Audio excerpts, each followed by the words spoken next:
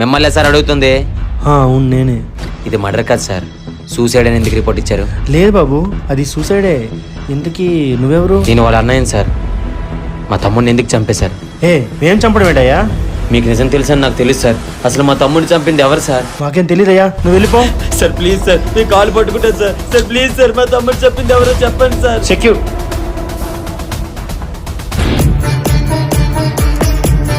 మీ నాలుగు నిజాన్ని పలకకపోతే నా కత్తి మీ నెత్తన్ని చూస్తుంది.